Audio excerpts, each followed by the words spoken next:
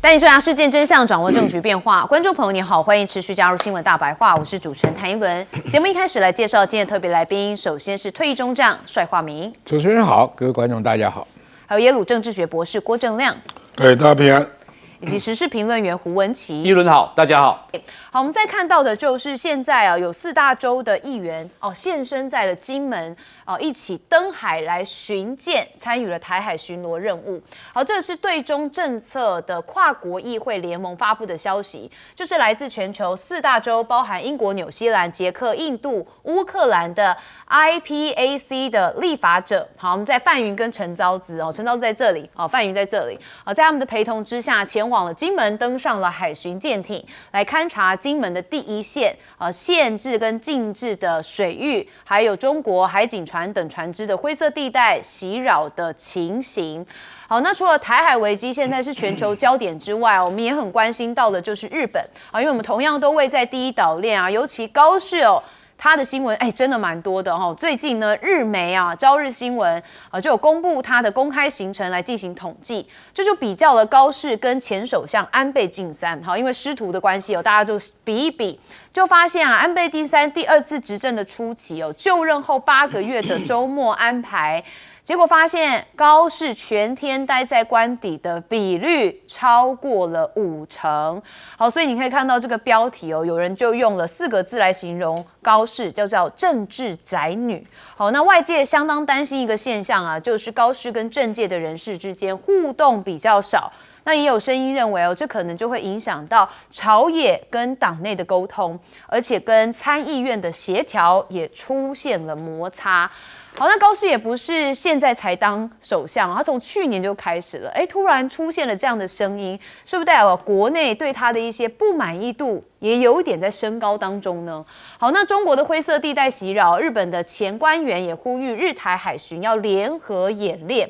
好，这是日本国家安全保障局的前局长北村滋他认为日本要担心的是情势升级，所以呼吁日台的海巡要联合演练来对抗中国的灰色地带行动。好，果然是前局长不在其位所以讲话就可以很大声如果这样一来，恐怕整个台海局势又会更加紧张中日关系又会更加恶化了啦好，那美国有一位作家叫做约翰逊，好，他把日本跟欧洲来做对比说美国曾向日本投了2颗原子弹。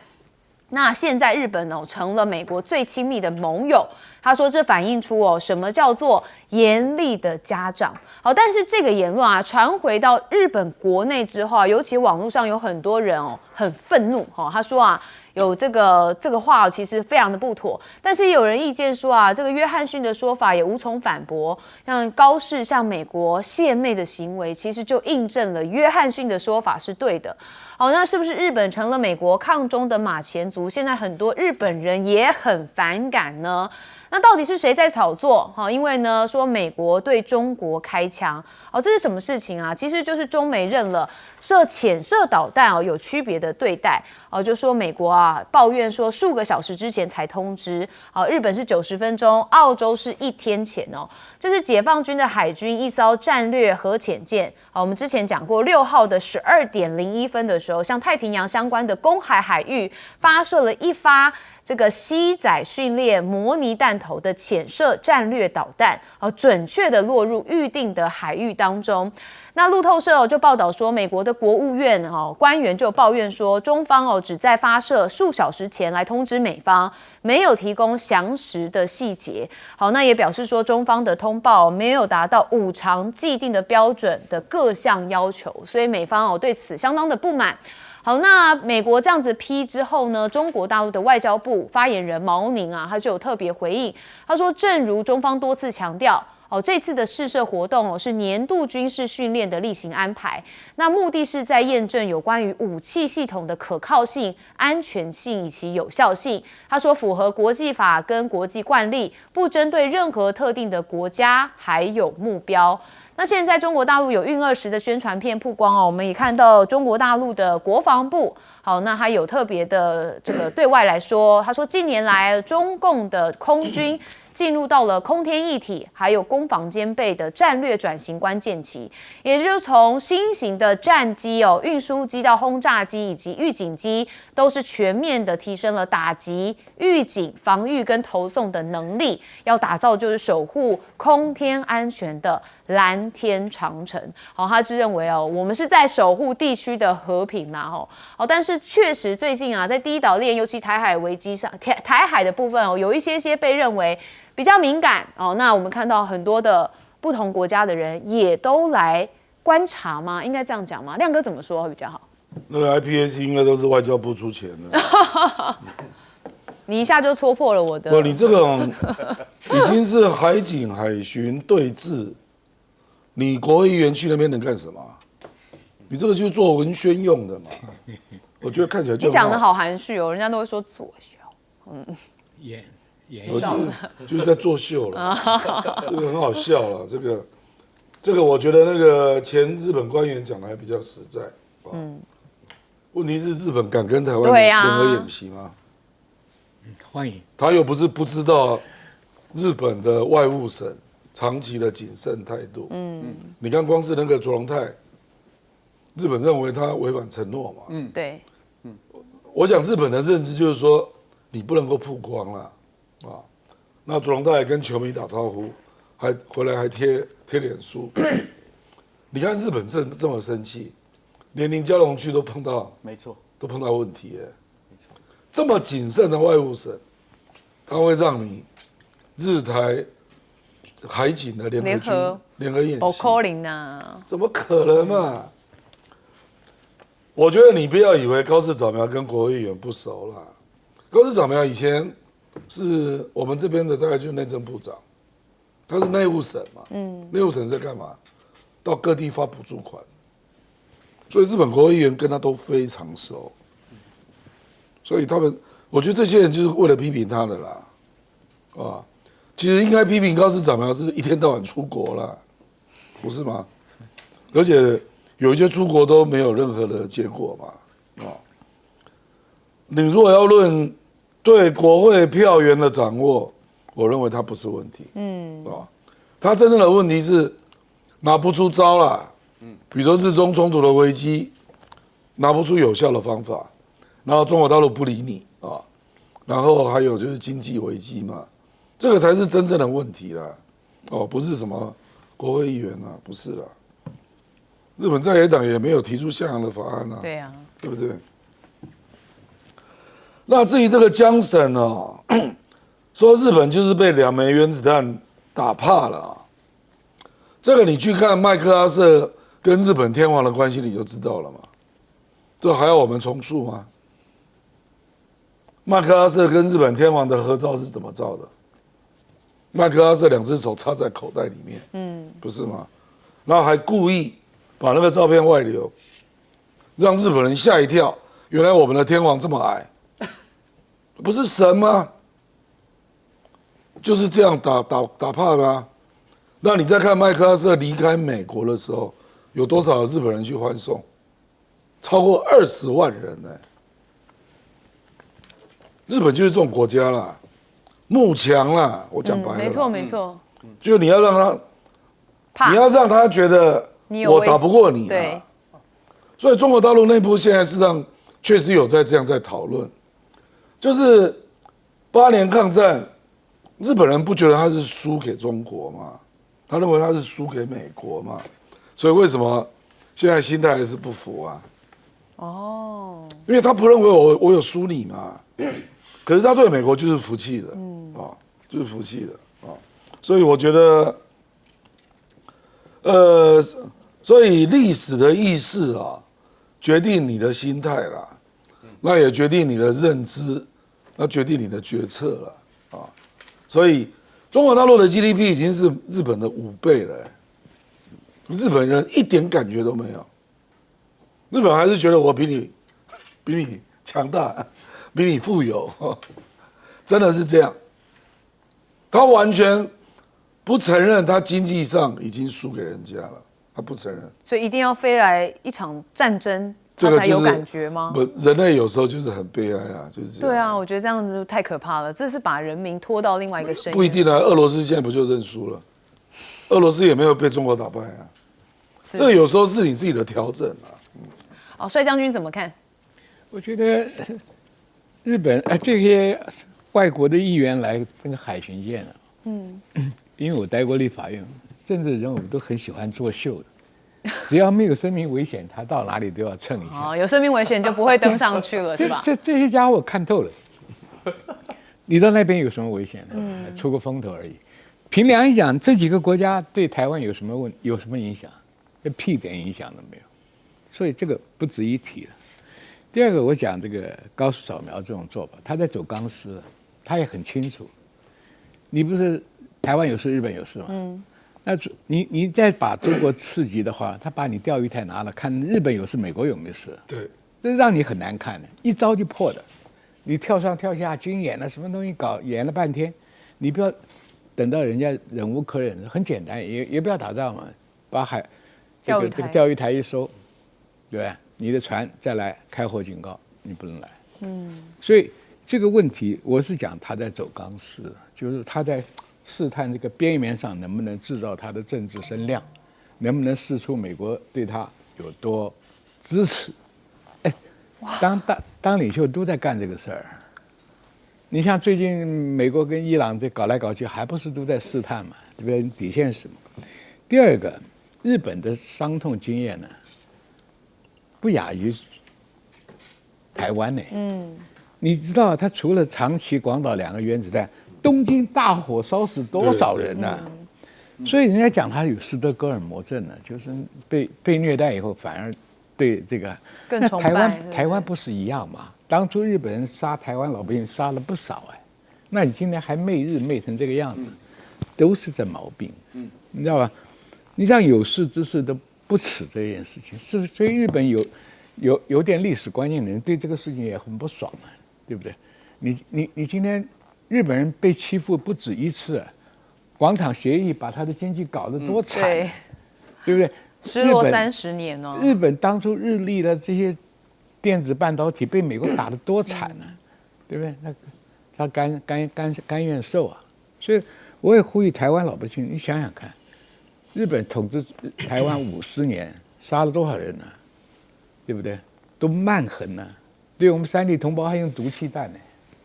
所以这个问题，我们不要去谈历史恩仇，我们谈现实好了。今天日本在烧火放这些话，台湾的海巡署愿意跟他联合演训吗？那日本也不干了。刚刚亮哥不讲得很清楚吗？我们可能愿意啦，但日本不敢啦。不是，我们愿意也是在没有危险状况之下做个绅士。对，我跟你讲，熟辣的人我见多了。我熟辣的人我见到，没事的时候声音叫得最响，有事的时候跑得比谁都快。对，我成长的环境里面见过啊。是。对不对？满街太保，那么过条街都要打架的，对不对？那熟辣是声音最大，真的干架的时候他不见了。对，会叫的狗不会咬人。对，叫最大声，真的狠的是闷不吭声的，对不对？所以这个看国际局势，看人性就知道了。对，政治也是一种，政治也是一样，秀嘛，做秀嘛。我在立法院也看多了。葛振良，你记不记得那个早上国事论坛？下面一个人都没有，对，他在那里讲得好起劲，还拿些玩偶了、什么玩具在那里演。我说我从来就不参加。好，文琪哥怎么看？我是觉得看到 IPAC， 我有很多的感触啦。我觉得老是看到这种画面，刚刚我们讲就是作秀嘛。其实我老觉得有点隔靴搔痒，因为前阵子不是发生了日本跟菲律宾的划 EEZ 的这个经济海域，我觉得 IPAC 或是我们的这个管妈，如果真的有够小，你就干脆就组织到我们的钓鱼台海域，顺便一下，这样看才是像是在玩真的嘛。然后第二个感触是，坦白讲。IPAC 大家都知道，它44国，然后跟欧盟啦，就是300多位的这种国会议员，所谓的跨党派。其实我以前写过文章，我强烈的建议在野党，其实这种咖小，你就加入他们，你就进去跟他们瞎搅和，让事实胜于雄辩，真理越辩越明。不要他们那些人，就你说你不加入，就我只看到一个陈昭之，非常的可惜。有时候脑袋要灵活一点，这是我给在野党的一些建议啦，哈。第二个，我们看到高市早苗，其实我坦白讲，我跟议伦讲了，我是很担心他啦。因为坦白讲，不管是从之前的石破茂，他接石破茂嘛，岸田文雄，还有很多的人，日本的在野党对他的评价，他没有到达那个咖，他没有到达那个档次可以接，所以你看他处理很多的问题，其实很多都是半套，或是说不到位。所以你说今天看到说他是不是怎么会跟安倍比起来，他待在这个房间里面的时间比较多？我说只有2种状况嘛。第一个，他前阵子不是常常跟李在明说阿飘。我不晓得他是不是寻求这种身心灵的慰藉啦，好，就说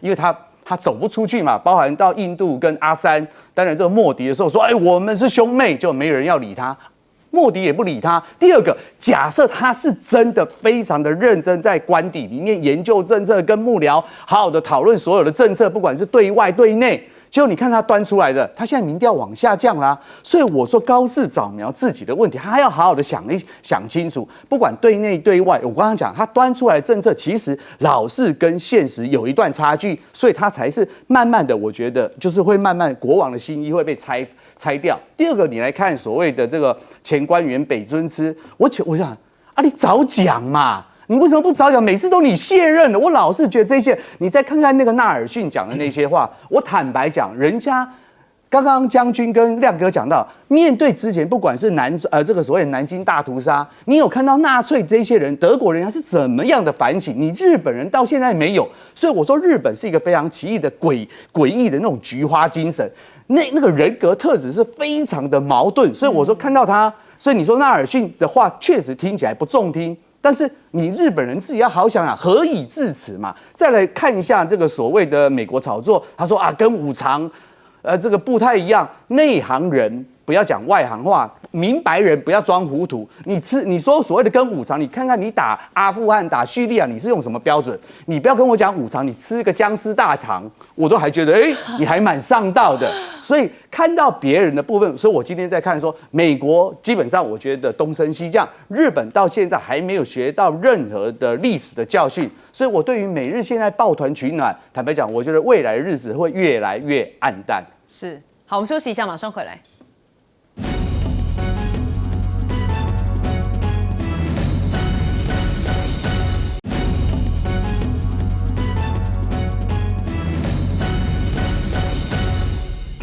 好，观众朋友最近有看世足赛吗？很多人是熬夜看哦，那当然也有人看重播，没关系，其实看我们新闻大白话也看得到世足赛。我们跟大家讲哦，最近最夯的是这位叫做哈兰德哦，社交媒体的账号当中哦，用中文来发文，然后他讲什么呢？谢谢球迷的支持哦，而且他提到的是中国球迷支持哦，希望稍晚能去感受一下中国。他说中国球迷比我想象中的要热情太多了哦，刷到很多有趣的留言跟内容，可太有意思了。说谢谢大家支持，希望稍晚能去感受一下中国。说很好奇哦，如果第一次来，有什么是你们推荐一定要尝试或体验的吗？好，他其实发文之外，他还录了一段影片来跟他的粉丝们问好。我们来听听看。你好 my Chinese fans. Thank you so much for following. Much love and see you guys soon. 虽然是大部分讲英文但是他第一句话你好，他是讲中文非常的标准。好，那我们看到他也开抖音了，哇，粉丝好多，一轮羡慕这粉丝有644.7万呢哈兰德现在真的是全中国网络最夯的人他也主动认领了中国球迷为他取的昵称叫做哈宝因为哈兰德哈宝而且点赞循环的播放球迷创作的 DJ 电音版的哈兰德之歌。哈兰德抖音的账号粉丝达到了644.7万，超过了挪威的人口对，他是挪威人那这一次足球打得哇非常厉害而且让大家非常的震惊，所以呢大家对他就很好奇就发现他撞脸魔人普乌。好，有在看七龙珠的就会知道，我知道观众朋友很多是七龙珠从小就会看的。好，那本尊就亲自留言认证，他认为不否认。好，我们就看到他有一个这样的表情，好，马上就有人做了对比，真的很像呢。然后又有一个这样子比赞的表情普乌也曾经有做过。真的是一模模一样样哈。那当然，因为他自己本人也觉得不否认哦，所以我们也才敢放这样子的这个比对图啦哈。好，那当然我们要看到的是中美晶片战哦，到底谁赢了呢？现在中核经贸的会议，王文涛是希望能够稳住半导体的供应链，还有妥善的解决安世的争议。好，这是睽违6年哦，荷兰的外贸跟发展合作大臣史卓玛率团访中哦，7号到9号。那双方对于安世半导体的争议，还有半导体出口管制有交换意见。汪文涛说啊，希望荷方为中企复合投资营造一个公平的环境，也能保持半导体产供应链的稳定。好，那顶着美国压力哦，吸着光科技还有晶片巨头的荷兰外贸大臣，这个时候访华到底有什么意味呢？好，我们看到凤凰网有一些的分析哦，说他这次的访问带了17家的荷兰企业代表同行，那其中不乏重量级的选手，包含光科技巨头艾斯摩尔、晶片企业恩智浦半导体哦，就是荷兰的晶片巨头等等。那荷兰如今进退两难，因为美国持续的加码晶片的限制，那中国又不是可以舍弃的庞大市场，所以艾斯摩尔更是深陷一个生存的危机。那有人就觉得艾斯摩尔是不是在富贵险中求呢？那苹果设计在矽谷，其他全靠深圳吗？这位是美国国防科技大厂哦，他的创办人拉奇。他其实就有直言说啊，美企已经被掏空了哦。他的论点是，美国真正落后的其实不是技术，而是人才的培养。他就以苹果为例来讲哦，他说过去公司必须要自行的克服产品制造的各种工程挑战，那如今最困难的工作大多都由中国的工程师完成。好，中国在技术专业上面的人才库是不断扩大。那美国的企业实际上工程能力在这个过程当中是逐渐流失的，所以他觉得现在好像美企有被掏空的感觉。好，那以及美国的财政是不是出现了一些危机呢？这是根据美国媒体的报道说，美国的财政部财报显示，联邦政府的总资产是6.06兆美元，但是负债却高达47.78兆美元。好，有2位知名的经济学家呢就有说他说其实呢就有美国的财务状况已经达到了破产的地步，那也说美国正面临一场财政灾难。那伦敦的资管巨头旗下的基金清仓了美债，近10年是首次的零持仓。好，这是伦敦知名的老牌资管巨头木星资产管理，它旗下有大约是13亿英镑，大概是560.43亿台币的战略债券基金，结果彻底的清空了美国的国债持仓，转而持了这个欧洲的主权债券，所以拉高了一些不同的配置比例。那中国抄底黄金吗？因为中国的央行连20个月都是增持黄金，单月狂扫15吨，创下了2023年以来的一个新高。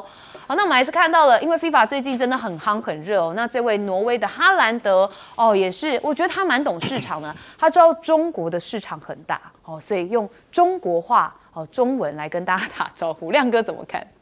没有，他代言王老吉是青草茶，凉茶凉茶。王老吉还特别，因为他还取了英文名字叫王老 V， 真的，因为王老吉他念不出来那他还有一条歌，就王老吉的歌那哈兰德会受欢迎，其实有一个重要原因他是本届公认最好的前锋然后他又乐于跟网友沟通互动，其他人都骄傲的要死，他真的就在那边，他也不是每个都回了，他可能他会选择性的回所以人缘比较好了。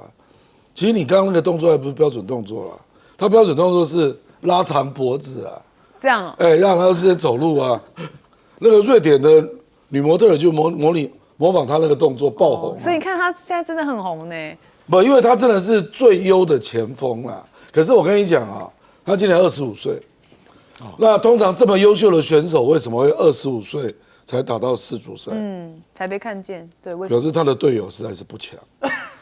不，真的是这样，因为他现在大家都拿他跟法国那个蒙塔比来比嘛，蒙塔比已经参加第3届了，世足赛为什么？因为法国队比较强，那挪威队就一直打不进世足赛嘛，所以他都是在欧联赛。他是欧联赛出名的，他就最佳前锋嘛，所以他第一次闯进世世足赛，足赛，那大家才惊讶说，哇，怎么这么强、啊？原来还有这一号人物。哎，对对，因为美洲就不太了解，亚洲也不太了解他，才突然看到了啊。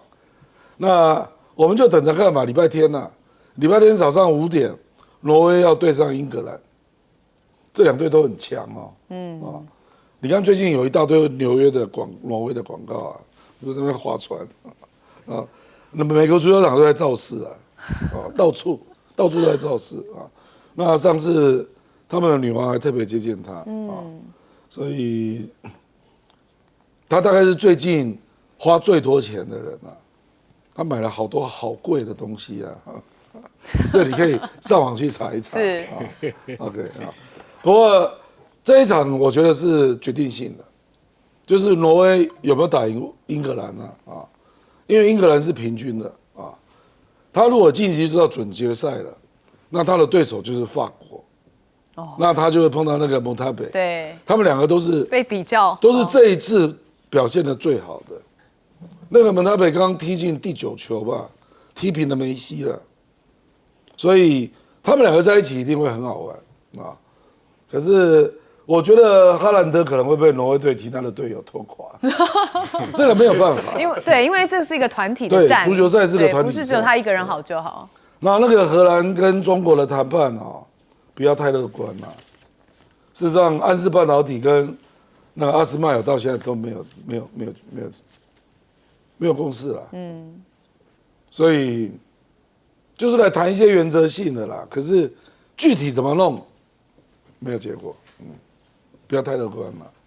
荷兰是非常亲美的啊，我觉得综合要谈科技战啊，就是跟中美差不多了。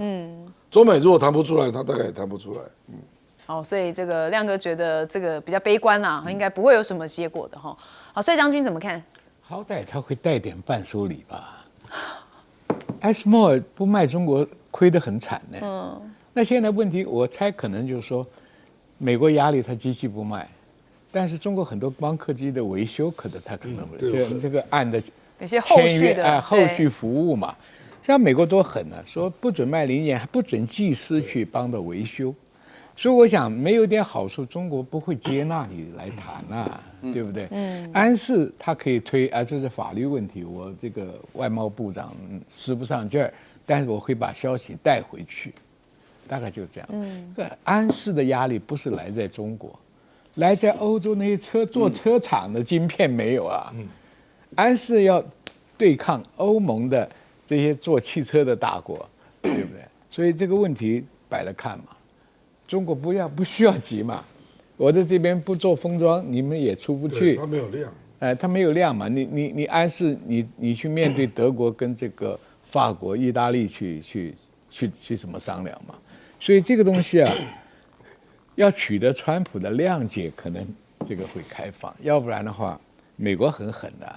表面上，哎呀，川普我最喜欢，骨子里在经济上到处下陷阱的。是，这让你猜这个。大国相争就是这么回事了，对不对？这没什么好讲了。你别，我跟你讲，政治人物都是演员了，又熊抱了，又是什么了，送礼物了，那恨不得把对方一刀捅死。真的，你看穿了就是这样嘛。你把他的行为拿出来看看，美国对中国有什么好脸色啊？这边是因为要稀土。不得不装出一点那个，还有大豆，大豆要急着卖，还逼别的国家买，对不对？没什么好讲。有些不同的利益啦。对，政治人物，我跟你讲，他们的话我从来不相信。好，今天帅将军讲了比较多的大实话他觉得政治包含像是这种半导体的东西，他也跟亮哥的想法一样他也觉得呈现比较悲观不会有什么结果了因为有其他的外部压力。好，文七哥怎么看呢？我看哈兰德是觉得很有趣啦，因为他最近最火红的一句话说，挪威花了28年才打进世足赛嘛，他说我才25岁。对，我觉得这个真的很，所以他进不去。对他人缘确实很好。不过我觉得哈兰德这次说回应中国求球迷，我认为啦，这下子这个青鸟又要全部崩溃了。所以我觉得在这件事情上，因为最近如果一轮我们来观察国际政治的新闻，当然你看到了江苏省的苏超啦，甚至董军带着这些小朋友打进这个所谓的冠军赛啊，所以在中国大陆确实是非常的火红的状况下，我们不管青鸟会不会心碎，但是我觉得中国要利用这一次的机会说好中国故事，这我觉得是他们的一个契机啦。然后包含我们看到维德角的一个崛起的一个状况下，然后我又看到了赖清德今天当然我们不是谈国内政治，当我看到赖清德说哇，他希望看到姆巴佩跟梅西能够在台湾打球，我想说你把这个字加在一起说。咱今嘛台湾人是美霸那个配养美系，你知道？讲每个系，因为现在独有，所以我觉得，当我看到赖清德想要蹭这个的时候，我还觉得他适可而止。回过头，我们来看所谓的这个王文涛的事情，我觉得啦，因为现在整个的半导体的行业，记不记得前阵子？美国想要卖 H200，这个所谓要到给中国大陆，中国大陆也不要，因为现在对于所谓的成熟的制程而言，中国大陆其实早就已经非常的稳定，他们欠缺的是3奈米、2奈米，甚至1.5奈米。而且加上整个的国际政治，其实你也知道很多的进出口的走私的一个状况下，安氏当然觉得，或是荷兰他觉得苗头不对啦。美国人一直叫我们不卖，可是他没有办法消化他们的一个订单，所以安氏是在找寻自己的一个出路，没有错的。因为你美国解决不了我的问题嘛。回过头，为什么今天说拉奇会讲那些话？我坦白讲，没有错啊。前阵子如果你注意，今天川普又有一件事情，他说。这个所谓的大法官说，出生在美国不能够取得公民权的这件事情，他要抗争。对不起，我们为什么说对于所谓的科技业、所谓的 STEM 的人才这么的重要？尤其是所谓的高科技的行业，中国大陆为了截取这些美国不要的人，人家韩国、日本、新加坡都在做。中国大陆推出了所谓的 K 签证，包含所谓的我们传统而言，中华民族都是一个比较刻苦耐劳的一个民族，所以这个是为什么不管是从美国啦、苹果之所以会一路败退，我觉得这是一个非常好的一个关键。至于你看到所谓的美国这个财政专家说哇，是不是财政要崩溃？一轮我又有一个不好的感觉，你知道吗？又来了。他们要崩溃，记不记得尼克森时代的那个他们的财政部长叫康纳利？他说：“对不起哦，美元是我们的货币，但是那是你们的问题。”所以你觉得，当他又跟你讲我们要破产了，我隐然的又觉得美国是不是又想要来捞钱的？因为他其实一直是在转嫁的一个状况下，所以当我们看到他们说现在不管是所谓的中国的抄底的这些所谓的黄金，我必须讲，在传统上美军。美元、美债乃至于 SWIFT 的系统，美国依然状况下，美国没有那么快的崩溃，所以中国大陆或其他国家在买黄金，对大家而言，他们就像我们讲的那个什么那部恐龙的电影，生命会找到自己的出路。大家都看到了美国的势头不好，但美国依然继续垂死挣扎，这就是真相。他当然不希望自己被排除嘛，然后当然希望要稳住这个霸权的位置。然后当然，如果美元不再是这么强势，那真的美国的国力就会被大家更显现哦，就是直接衰落。好，我们休息一下，马上回来。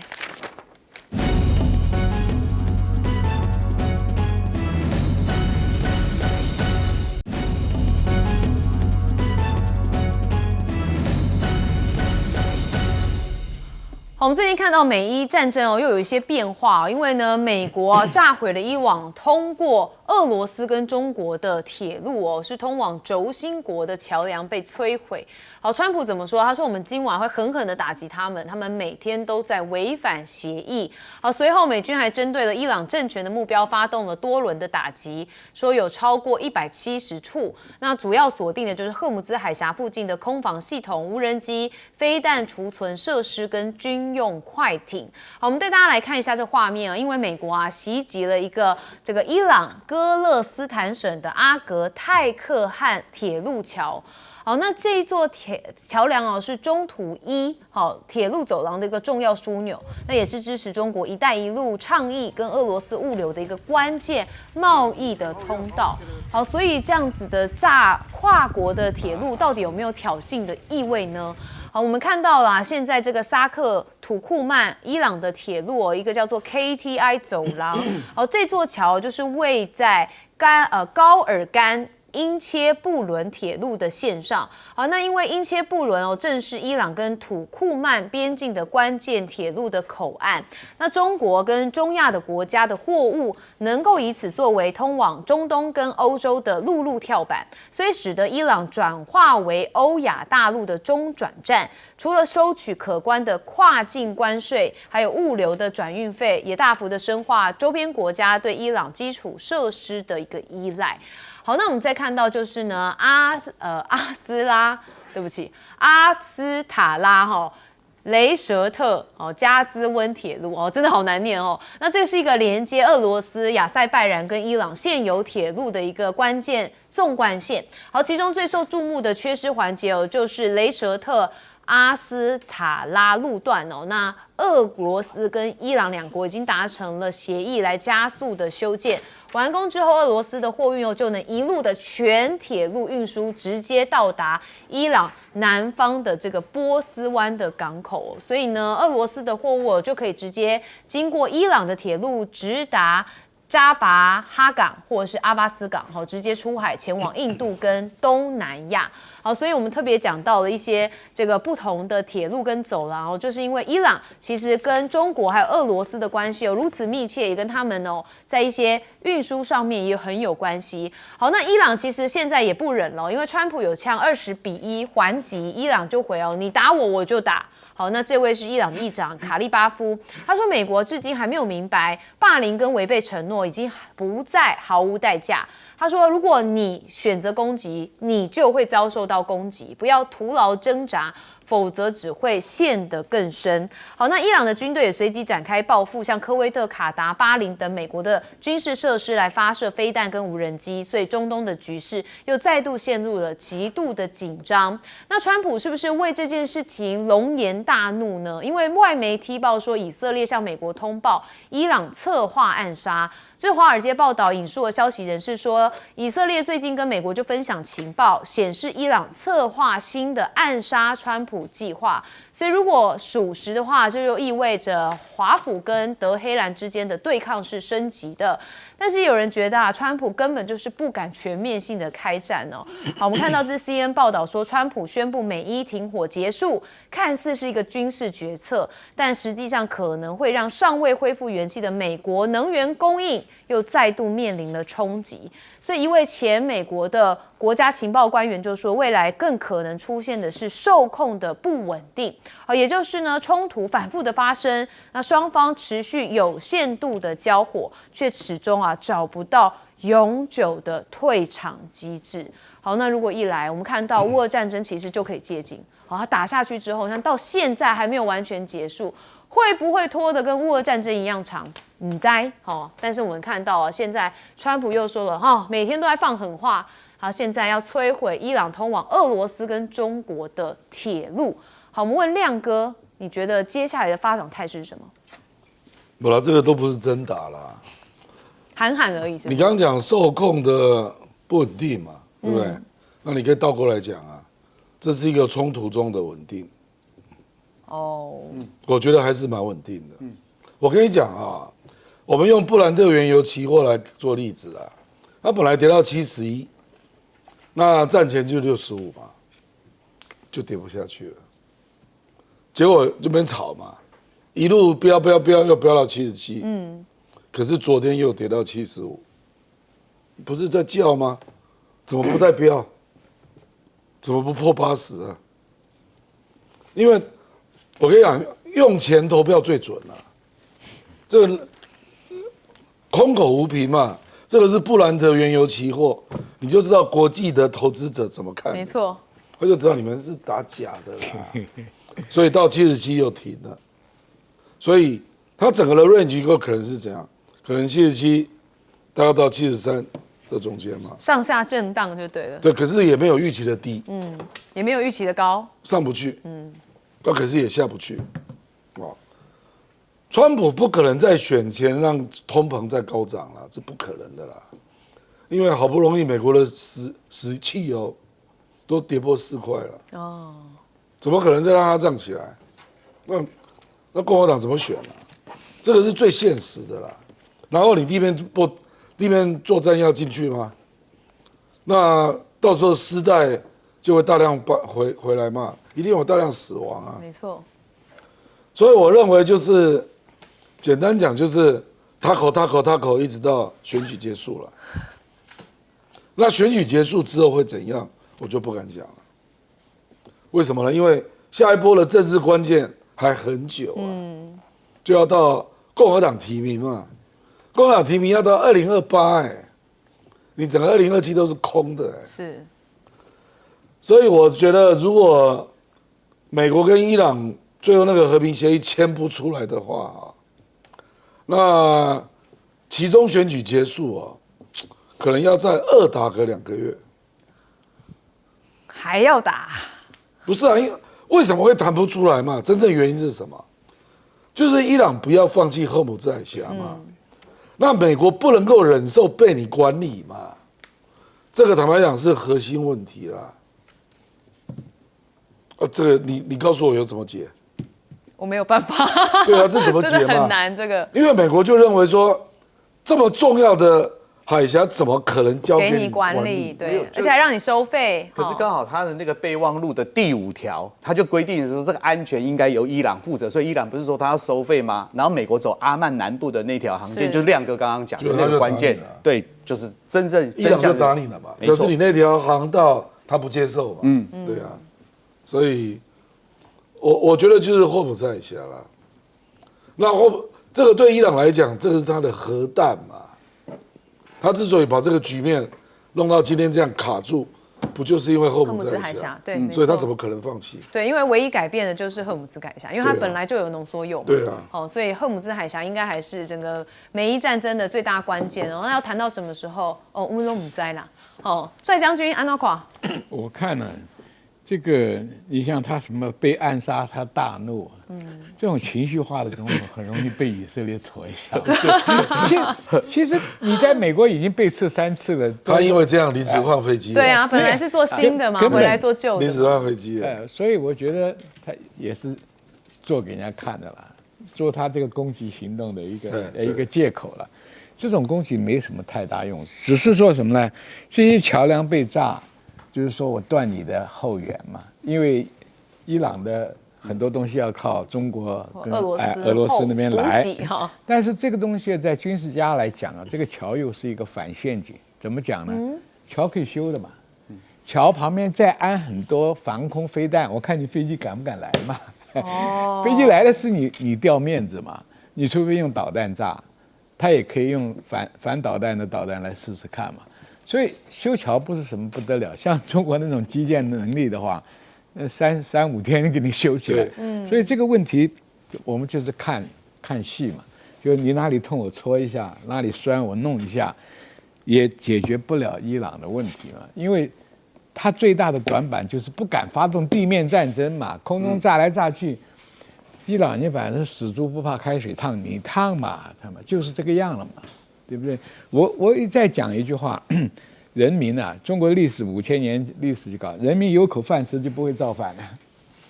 今天俄罗斯有的是余粮，俄罗斯物产很丰富农产品很多，他饿不死嘛，大不了大家不上班嘛，是收入很少嘛，那就跟你扛嘛。因为荷姆兹海峡它不能放，这是个金鸡母啊。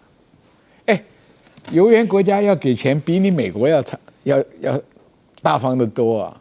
靠你美国是1毛拿不到，而且可长可久。可谈可有啊，这条水路好生意哈。这个是好生意。这个事情是可以用到很多年的。